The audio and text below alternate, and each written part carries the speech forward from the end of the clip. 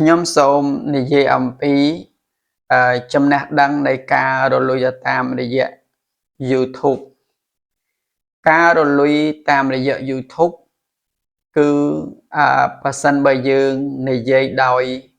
ងាយស្រួលស្ដាប់ងាយស្រួលយល់គឺអត់ជាការពិបាកអីទេគ្រាន់តែបងប្អូនព្យាយាមបង្កើតវីដេអូឲ្យមានអ្នកគេចូលចិត្តគេតាមដានទស្សនាវីដេអូរបស់យើងគឺយើងនឹងទទួលបានជោគជ័យដោយការរលួយទៅតាមរយៈ YouTube គ្មានចំណាយលុយមួយកាក់មួយសេននៅក្នុងការធ្វើការវិនិយោគទៅតាមរយៈ YouTube នោះឡើយគ្រាន់តែបងប្អូនចំណាយពេលបង្កើតវីដេអូថតវីដេអូកាត់តវីដេអូហើយយើងរក content ដែលយើងស្រឡាញ់ពេញចិត្តហើយយើងបង្កើតវីដេអូទៅធ្វើម៉េចឲ្យអ្នកតាមដានគេចូលចិត្តមើលវីដេអូរបស់យើងទៅអានឹងឱកាសនៃការរលួយតាមរយៈ YouTube គឺល្អប្រសើរយើងគ្មានបានចំណាយលុយមួយកាក់មួយសេននៅក្នុងការរលួយតាមរយៈ YouTube នោះទេហើយការរលួយតាមរយៈ YouTube នេះសតទៅទៀតក៏យើងបើកលុយគឺស្រួលណាស់ប៉ុន្តែថាវាមិនមែនដូចជាយើងវិនិយោគអីផ្សេងគឺ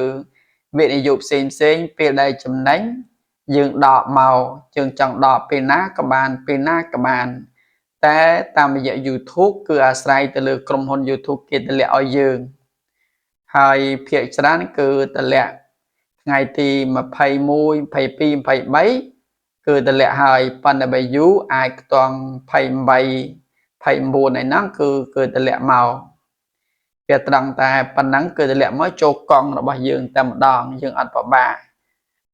តែបើសិនជាយើងប្រៀបធៀបនឹងការវិនិយោគអីផ្សេងយើងចំណេញយើងចង់ដកពេលណាក៏បានតែតាមរយៈ YouTube គឺអត់ទេតលតែថ្ងៃទី21 22 23ឬក៏រហូតដល់ថ្ងៃទី27 28បានគេតម្លាក់ឲ្យមកតែអ្វីដែលយើងពិបាករលួយតាមរយៈ YouTube នោះគឺត្រង់ថាយើងបង្កើតមាតិកាបង្កើតវីដេអូហើយអត់មានអ្នកគេតាមដានអត់មានអ្នកគេទស្សនាមើលតែប៉ុណ្ណោះយើងពិបាកនៅត្រង់កន្លែងហ្នឹងប៉ុន្តែបើសិនជាយើងបង្កើតវីដេអូទៅមានអ្នកដែលគេតាមដានមើលយើងនឹងទទួលបានលុយអំពីក្រុមហ៊ុន YouTube នេះមិនខានហើយដោយបងប្អូនដឹងហើយថាអ្នកខ្លះគេរលួយតាមរយៈ YouTube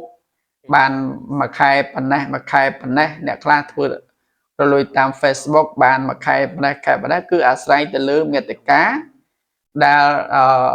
គេតាមដានហើយនៅក្នុងរយៈ YouTube តាម Facebook ឯទៀតគេឲ្យយើងជាយាមផុសវីដេអូជារៀងរាល់ថ្ងៃរៀងរាល់អាទិត្យរៀងរាល់ខែអាហ្នឹងគឺទៅតាមអ្វីដែលយើងកំណត់យើងមានពេលវេលាវាខុសត្រង់ថាយើងវិនិយោគទេយើងវិនិយោគក៏អញ្ចឹងដែរបើសិនបើយើងអត់ធ្វើការវិនិយោគក៏អត់បានលុយដែរអត់បានលុយដែរអញ្ចឹង YouTube គឺដូចគ្នាតែប៉ុណ្ណឹងទេសំខាន់គឺយើងព្យាយាមធ្វើវីដេអូយ៉ាងម៉េចឲ្យគេទាក់ទាញគេចាប់អារម្មណ៍ហើយវាមានប្រយោជន៍ដល់គេឱកាសនៃការយើងរលុយទៅតាមរយៈ YouTube ហ្នឹង